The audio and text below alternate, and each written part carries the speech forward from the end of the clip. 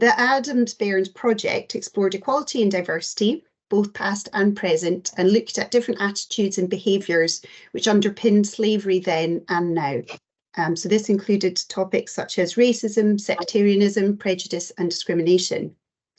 The resource was developed in partnership with the Scottish National Library and a musician, Fred Freeman, who's currently a professor of Scots language and Scots song at the Conservatoire in Glasgow. And Fred had recorded and developed the music aspect of the resource, which we're going to chat about and explore in a bit more detail later on this evening. During COVID, we were able to repurpose some funds from one of our projects and put this towards the beginning of the redevelopment work of Adams Bairns. This included initially commissioning an ARE, that's Anti-Racist Education Toolkit for teachers and educators, which would sit alongside the resource and was really for their professional learning and development. And latterly also went on to start updating and moving the previous resource onto a whole new website. So we've applied with the update across all of our work. We've really tried to put an ARE, an anti-racist education lens on all of the updates to make these timely and relevant to what has always been a popular resource. And whilst retaining the original aim of the resource, which is exploring identity and diversity in Scotland today as a result of historical events and attitudes, many of the activities and sources have now been updated and refreshed to explore current contexts and themes. So throughout the rest of this session this evening, we hope that you get a real sort of feel and flavour for the sorts of activities that are contained in the resource and start to think about ways in which it can support teaching and learning about a range of different global citizenship themes. But finally, Katie and I, when we were planning this session tonight, thought we couldn't move on any further until we actually had a brief discussion about the title of the resource itself, which was, as I said, was conceptualised quite a long time ago now, and we get lots of questions about why is it called that? What does that actually mean? So the phrase Adams Bairns, and maybe Davie could put me right if this is wrong, but we believe stems from, it's a phrase used often by the travellers and the travelling community, and it reminds us that we're kind of all equal and belong to the same family. But we have, however, a very deliberate question mark in this title, and that indicates the need to really question and explore critically this idea on equality, equity and diversity in Scotland today. So we're delighted, as Katie said, to be joined by Nikhat Yusaf, the Senior Development Officer for Equalities at Edinburgh City Council. Her advice and feedback and support throughout the redevelopment of the resource was invaluable. And I'm going to hand over to Nikhat just now, who's going to share with you her perspective and input on the resource. Thanks, Nikhat.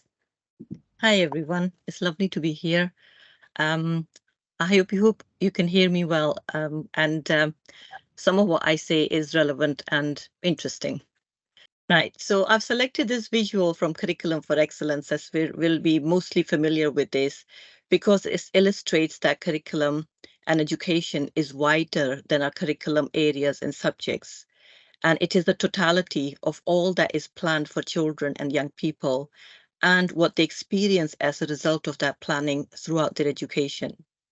Now, Scotland's curriculum places learners at the heart of education, and as part of their learner journey, all children and young people in Scotland are entitled to experience a coherent curriculum in order that they have opportunities to develop the knowledge, skills, and attributes that they need to adapt, think critically, and flourish in today's world. So I want to zoom out a little bit and look at the wider picture. And make some of the dots connected. So we are educating our children and young people to become responsible, confident, successful, and effective citizens of the world.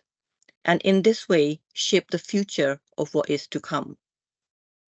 And now I'm going to rewind back to May 2020 and the event that that sent shockwaves throughout the world. The murder of George Floyd shook the world, the entire whole world, in a way that many similar tragedies before and unfortunately since have not done so. The brutality and public nature of this atrocity highlighted the harm of racism and the stark reality that racism can and does kill in extreme cases. This was a worldwide wake-up call that could not be ignored or brushed under the carpet anymore. It made us think and ask questions. Why is it that in today's world, when we place such high emphasis on the moral values of social justice, fairness, and inclusion, when we have the Universal Declaration of Human Rights, United Nations Charter on the Rights of the Child, and our national legislation such as the Equality Act 2010 for UK, an education system based on the values of wisdom, justice, compassion, and integrity, we are witnessing such harrowing incidents rooted in prejudice and discrimination. Things need to change, and this state of affairs cannot be allowed to continue. And one way to bring about positive and desirable change and to shape the world we want to live in is to look at our education system as a vehicle of change. In Scotland, we are in a period of education reform, and there is, and within that, there is general acknowledgement that what is on offer at the moment does not include or meet the needs of all of our learners and the communities that they belong to. There is a need to work towards a more inclusive, diverse, and decolonized education system. And by inclusive, we mean education as an ongoing process aimed at offering quality education for all while respecting diversity and the different needs and abilities, characteristics, and learning experiences of the students and communities, eliminating all forms of discrimination. When we say diverse, it's important that all children, young people are represented, see themselves in the curriculum, and recognize that it is relevant to them. And the term decolonize refers to interrogating the curriculum and questioning the source of content and the viewpoints represented. It is about challenging long-standing biases and omissions that limit how we understand politics and society.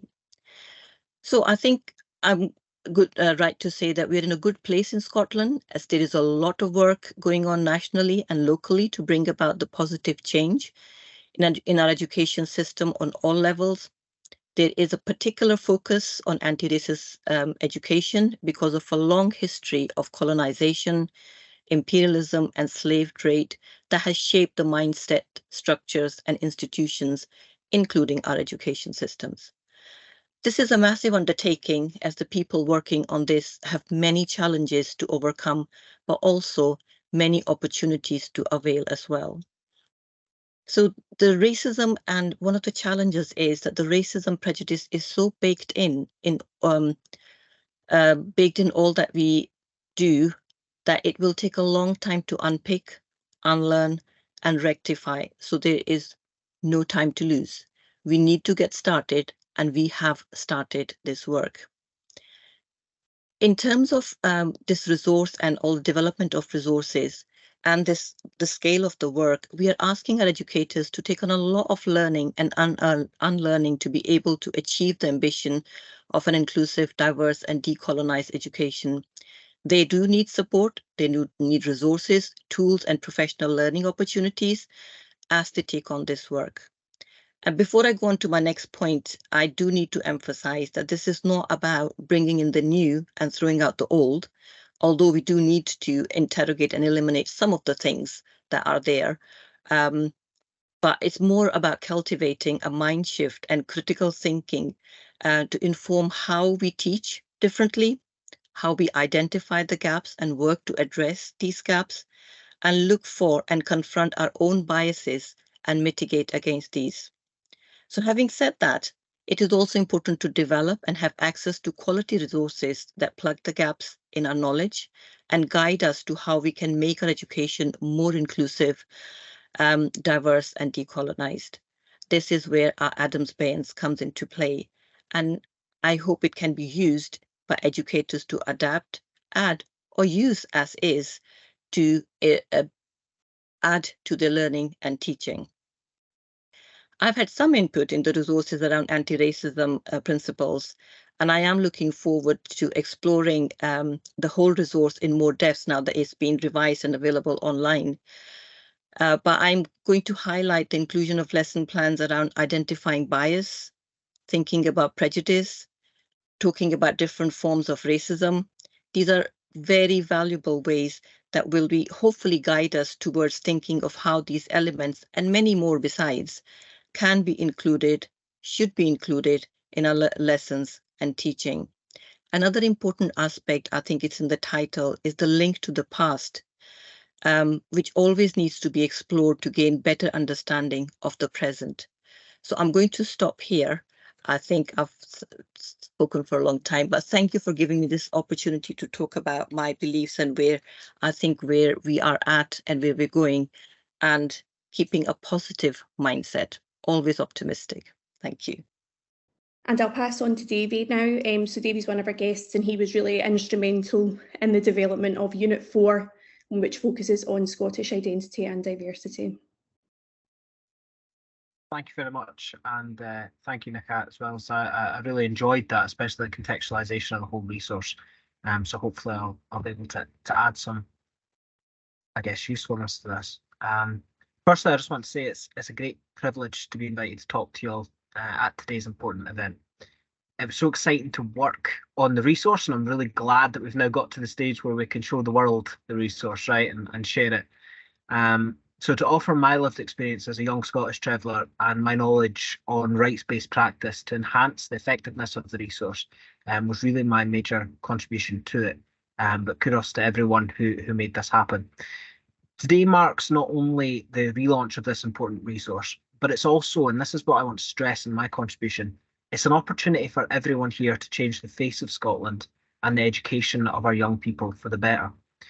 When it came to preparing for today, I'm not going to lie, I was a little bit worried at what extra I could say that the resource doesn't already cover. It's such a comprehensive and holistic resource, and one which can be easily amended to fit into any education setting, something that was really important to me when advising on the newest rendition. That said, perhaps my contribution can talk more to why we need this resource. I could explain how decolonising the curriculum can only happen when we meaningfully include the voices of the colonised and not just the coloniser. Or I could explain that to achieve anti-racist education, we have to explore what the term racism means to different people. I could emphasise that the ability of this resource to enhance an intersectional perspective on marginalisation is crucial for any educator to fully appreciate and recognise how their students navigate the world. But instead, I'd like to share with you a story of the Romani children of Mulfingen. Our main characters of this story are Eva Justin, an assistant to Dr. Robert Ritter, the Third Reich's expert on Romani or Roma people. She studied these Romani children as part of her dissertation on the racial characteristics of Roma. The children stayed at a Catholic children's home in Mulfingen in Germany. Justin completed her study shortly after this film was taken. Are we able to play the film now?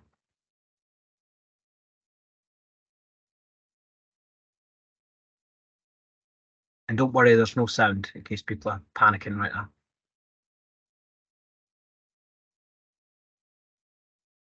The children that Justin studied in this film had already been selected for deportation. But this was delayed until she completed her research and received her PhD. The children were later sent to the Zigeunerlager, or the Gypsy Family Camp, B2E, in Auschwitz-Birkenau, on the 6th of May, 1944. Soon after their arrival, Joseph Mengele, better known as the Angel of Death, arrived at Auschwitz. Some of these children were subjected to his experiments, and most were later killed in the gas chamber. About 39 or 40 children that Justin had studied were sent to Auschwitz in 1944, and all but 4 died before the end of the war, many before her thesis was even published. Records show that Eva Justin would regularly bring sweets to the children to win their confidence and trust, despite knowing that they were soon to be deported.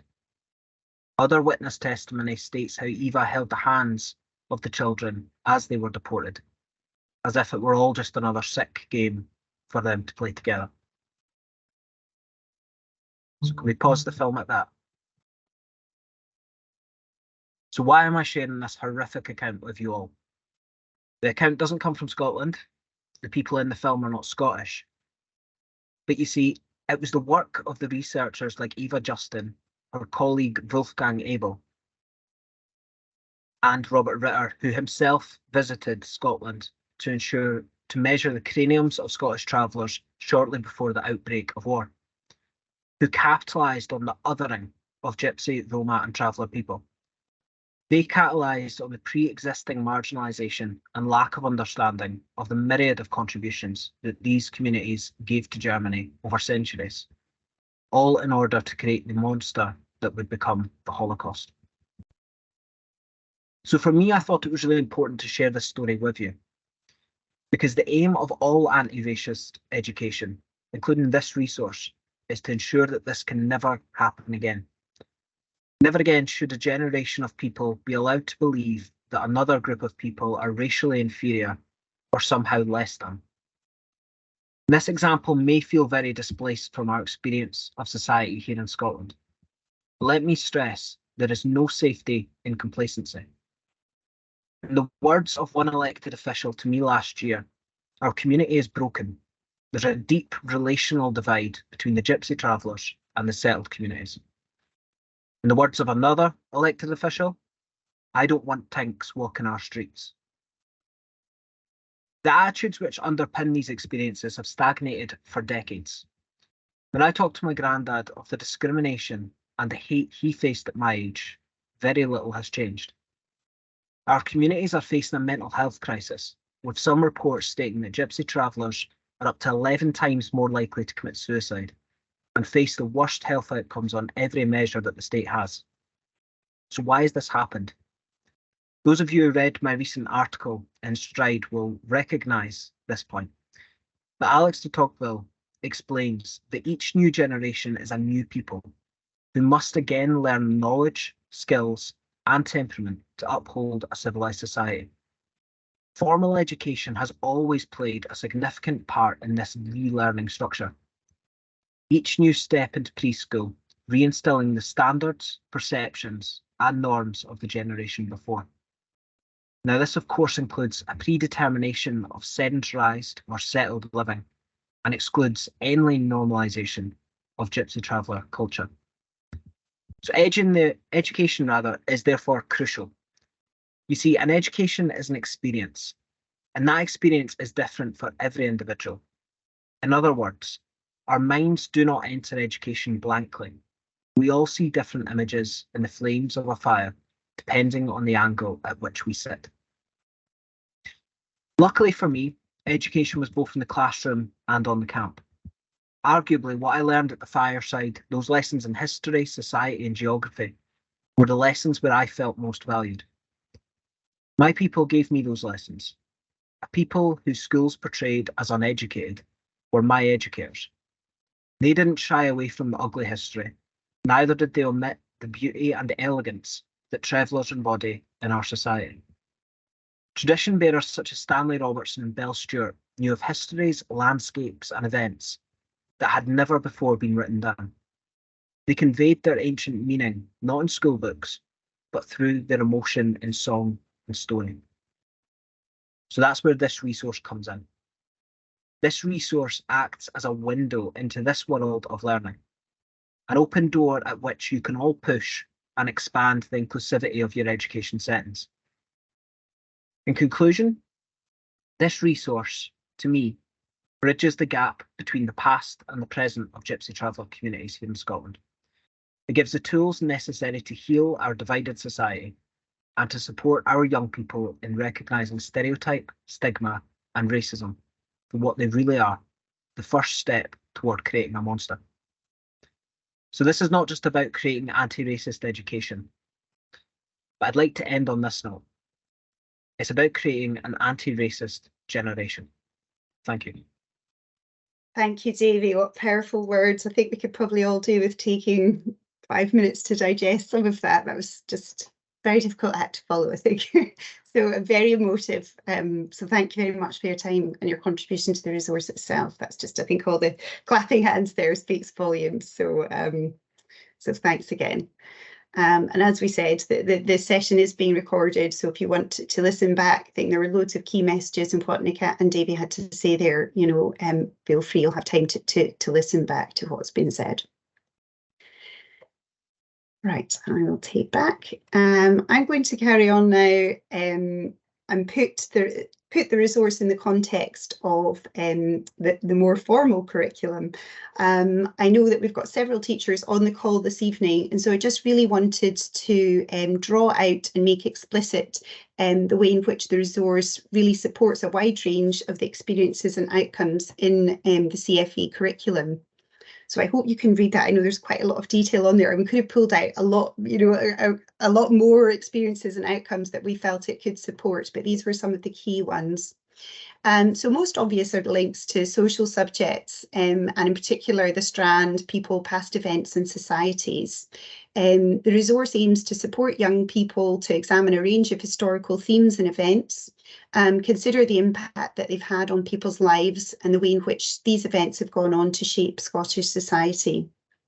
It also develops the skills element of social studies because through the resource, learners use pieces of historical evidence, and that includes ranges from images, letters, songs, newspaper articles, personal accounts, to learn about primary and secondary historical sources, and most crucially, to examine these critically, to explore concepts of bias and reliability that we heard a little bit from Nikhat about earlier on. Health and wellbeing outcomes are also woven throughout the resource. Through the activities, learners are encouraged to reflect on values of equality, justice and respect. There are explicit activities to explore rights throughout history and today, and references to the UNCRC and different articles are made across the resource. A really central element to global citizenship education is participation and taking action. These are also key and central to the health and wellbeing curriculum. The last theme topic of the resource, of those 6 units that Katie shared with us earlier, the last one explores this idea of taking action in detail, supporting young people to use what they have learned about campaigns from the past to identify something they'd like to take action on and practical steps to help them do this. A central element of the resource, which we mentioned briefly earlier on this evening, is that of music. Sitting alongside many of the lessons, not everyone, but a lot of them, is a song, and this is either incorporated into the lesson or is central to the lesson itself. Sometimes it's an in-depth exploration of lyrics of a song, and sometimes it's more about the historical setting in which the song was set at the time. So the activities explore the stories told in the lyrics of songs, the wider historical setting of the music, and also, I think, really crucially, the importance and the power of music to unite and strengthen communities. We're currently working on a proposal to develop further the musical element of this resource, and we'd really like to bring in a wider repertoire of music to represent the diversity of music and of identity across Scotland today. And Davie made some great contributions when we were exploring the music and the lyrics, and brought in some contemporary pieces which we could compare and contrast. So that's a part of the resource that we are planning to develop further. The resource is designed to support teachers with taking a global citizenship approach in the classroom. And for those of you who are here this evening that have been to some of our other sessions, some of these documents will be familiar. The key skills, values and attitudes that help young people to cope with and thrive in our challenging world, which you can see here on the screen, are developed through the different methodologies and activities included across the resource. Young people are given opportunities for critical literacy skills when exploring media, historical evidence and different extracts. Facilitated discussions throughout the resource aim to develop skills of communication, reflection, respect, self-awareness. And central, I think this is a word that you've heard you know, a lot already this evening, that word identity. So central to the resource is the exploration of identity, diversity and respect. So activities to develop these skills are also integrated across the resource. So those past two slides that I've just shared with you there have really set out the what of Adams Bairns and the why.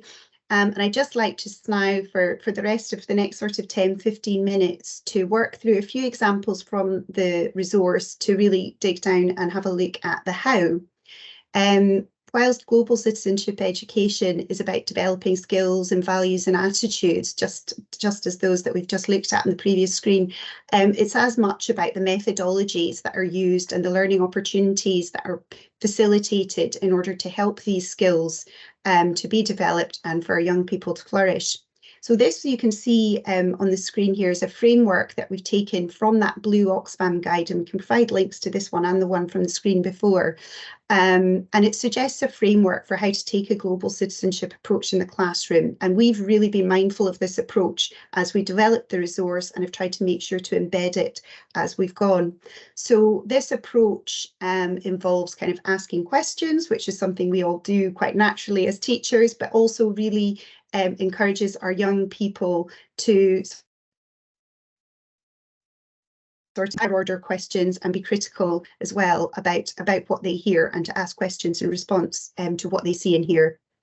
They're encouraged, the third sort of circle along there says making connections. So they're encouraged to make connections both between past, present and future, and also between the local and the global throughout the resource. The concept of exploring multiple perspectives is central to most lessons, and learners will consider historical events from different perspectives with the idea of building empathy and critical thinking. And as we've said, taking action and responding is a central part to global citizenship education.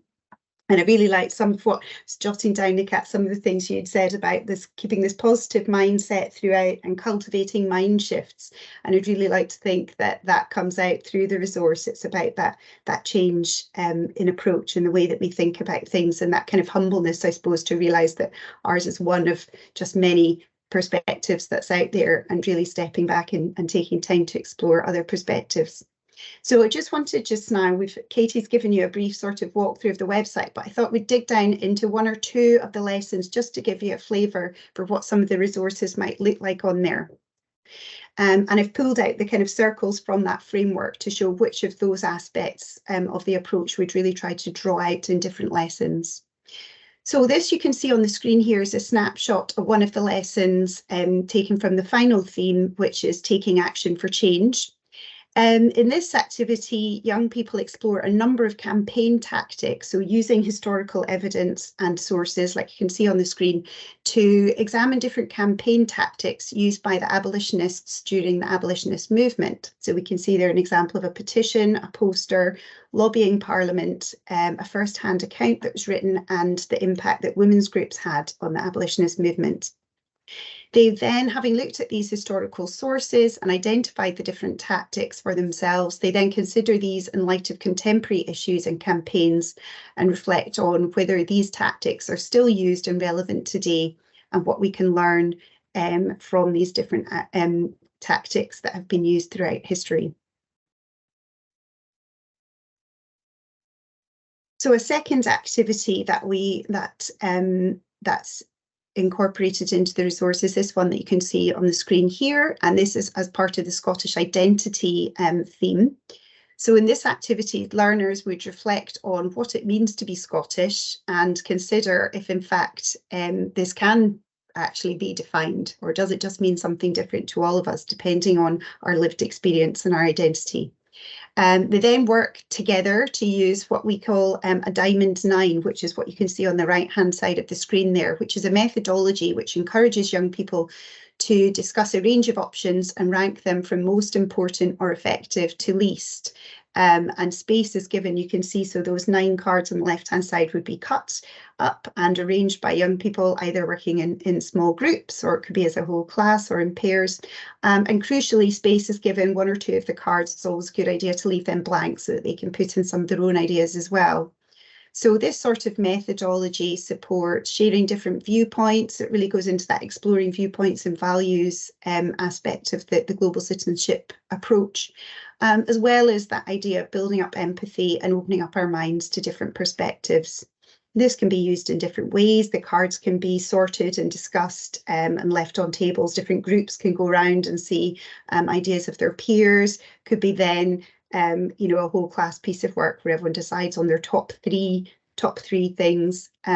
So these can be used in different ways, and you can find this methodology in that blue Oxfam guide for further suggestions for how to use the Diamond 9 methodology in the classroom. So this final snapshot that I was going to share with you is part of the lesson on sectarianism, which is in the theme Prejudice and Discrimination. And this lesson extract shows the way in which young people would use a piece of music, in this instance, the song Lark Hall, to explore the wider theme of discrimination.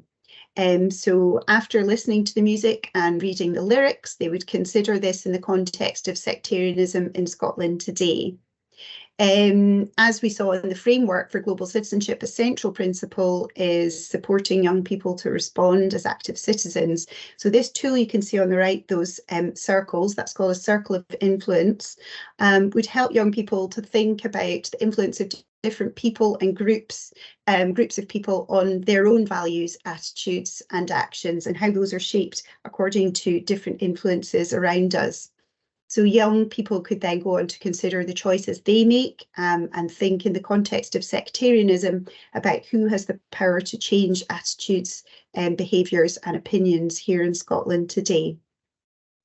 So those couple of lessons there were just a sort of snapshot of some of the themes and approaches and the content of some of the lessons that you can find across the resource.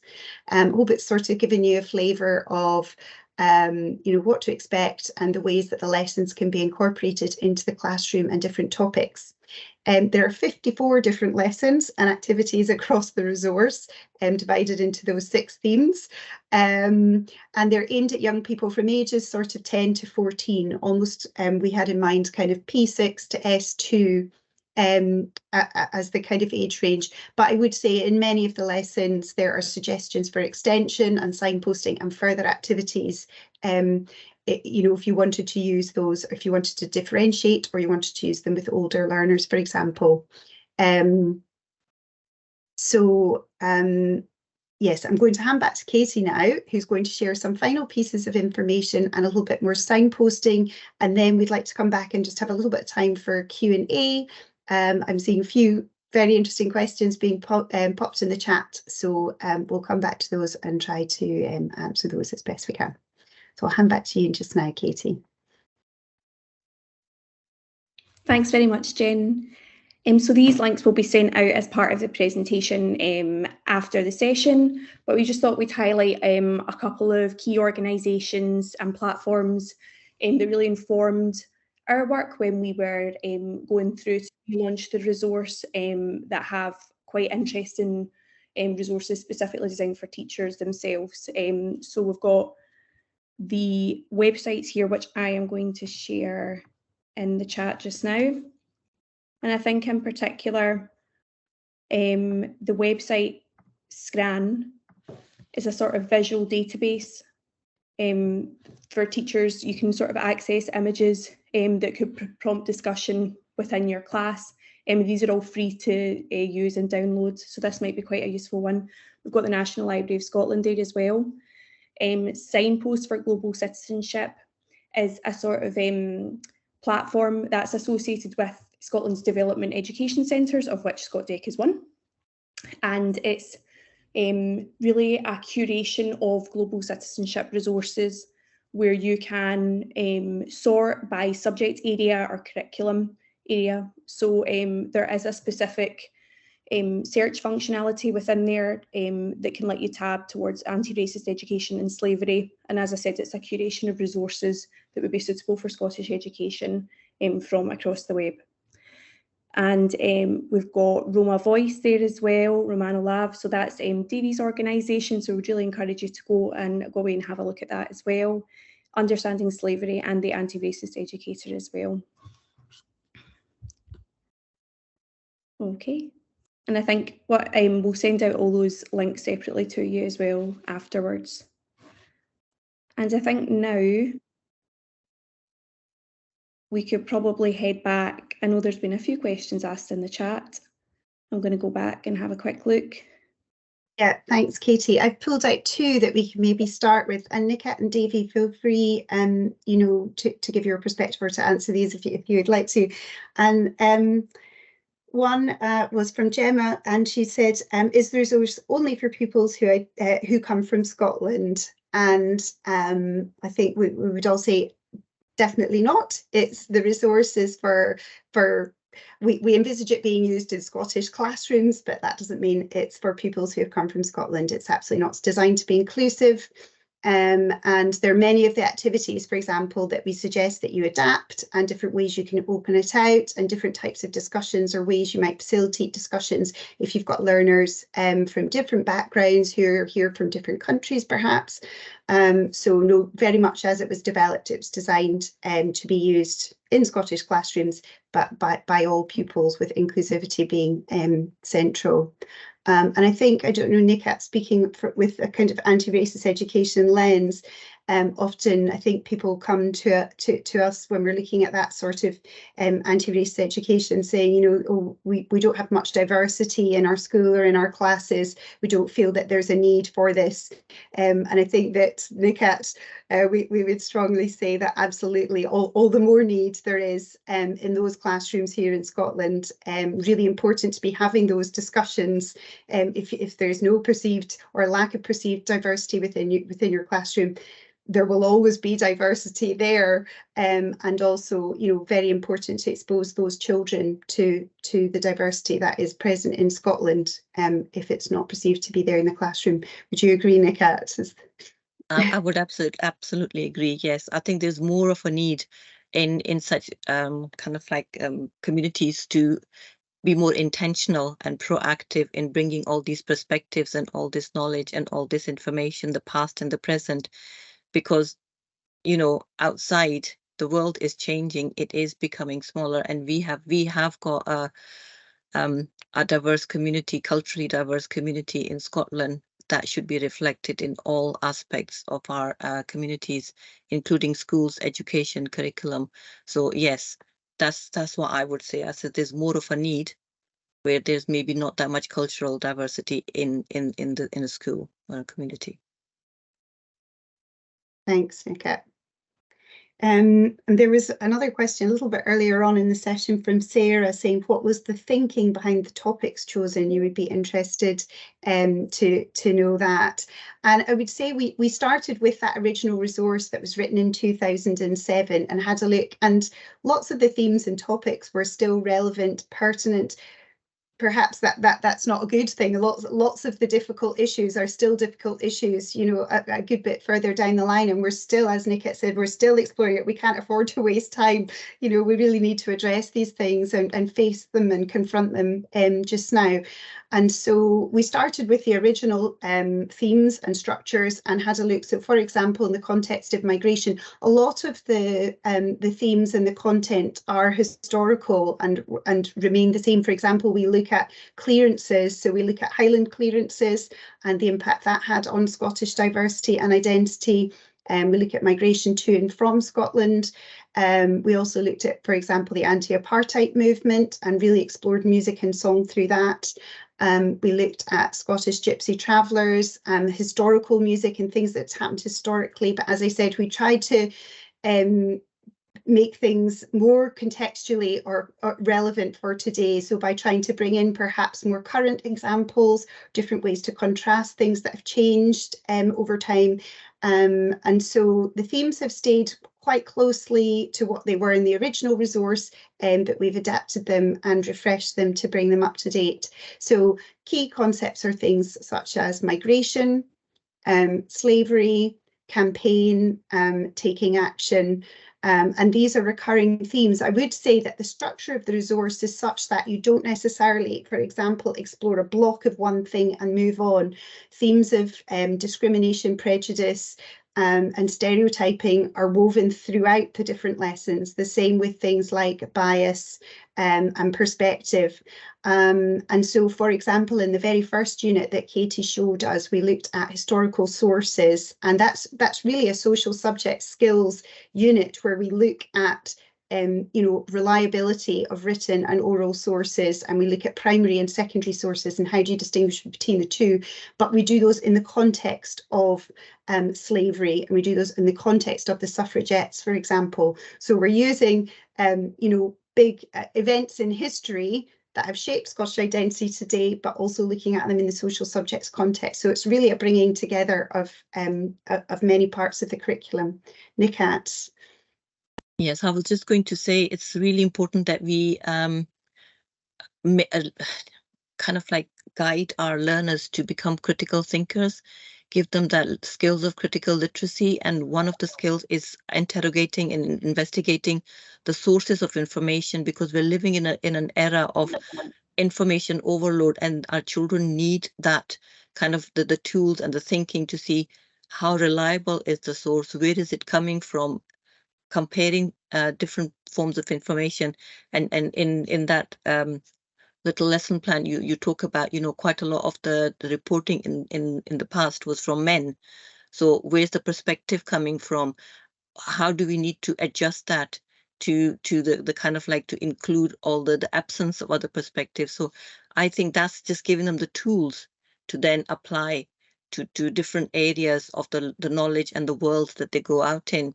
And what I say is the day that our children will start asking us questions about what is missing and where the gaps are, is the day we think we've done our job. Thanks, Nikhat. Davie, do you like to add to that? I think just briefly, to be honest with you, Jen, and I think Nikhat's really quite hit the nail on the head when it comes to looking at sources, and particularly in the time that we're at, fake news has become such a prevalent force, particularly with social media, that young people, I think that's going to be an utterly crucial skill to be able to critically analyse sources. But to just add to it briefly, and I guess as a part of a response as well to one of the questions around Scottishness and people identifying as Scottish, and this whole kind of a question of identity, right? For me, this resource is really quite important because on one level, for my people, it's able to bridge the gap between the oral knowledge system and the written knowledge system. And of course, that is a microcosm in terms of there are many different ways of experiencing the world. There are many different life ways, if you'll permit me that kind of language, right?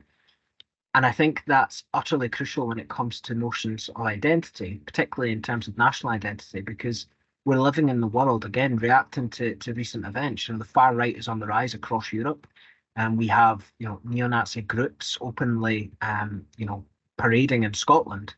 So I think the timing of this resource is utterly crucial in the sense that it allows us to really critically analyse what is a nation's identity, who belongs within a nation, right, and who gets to say that and who doesn't, and how do we experience, a life way within it, nationality and within questions of identity. I think this resource really does kind of push at a lot of doors that can have quite deep and at times political conversations. I mean, I'm a firm believer that I was a non-party political, but essentially, if you want to push for anti-racism and you want to push for social justice, what you're doing is inherently political, right? Because someone will always disagree.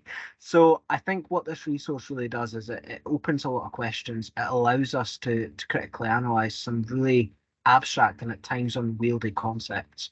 And it's even done it tonight, right? I mean, even just with our responses to some of these questions, it shows you how this resource can act as a catalyst for some of this conversation. Yeah, thanks, Davie. Brilliant response there. Yeah, I mean, I hope that we tried to be brave in reimagining and relaunching this website. We don't shy away from things. We've tried to tackle things, try to facilitate discussions and explore things, head on, whilst being mindful of the age range of sort of 10 to 14, and trying to keep it manageable for teachers to use. We, lots of these are really big themes and really big discussions. And as I said, we've signposted to ways you could take it further. But also we've tried to keep it manageable. The lessons are designed to be about 45 minutes kind of long. So, really wanted this to be a resource that was super user friendly. I think, as Katie said, each one has a kind of student sheet, a bit of background information for teachers that they might want to share with pupils. So that, yes, they're big discussions to be had, but trying to be brave and support teachers in having those open discussions with young people of that age range. So thanks very much. I think those were the two questions that I noted down. I'm not sure if any of the other facilitators had spotted others that still needed to be answered. But we would be delighted to take any other questions. If you just wanted to take yourself off mute just now, feel free just to do that directly to any of the four of us. Or if there's something that you don't feel comfortable asking just now, please feel free to email us afterwards, and we'll respond to you directly that way.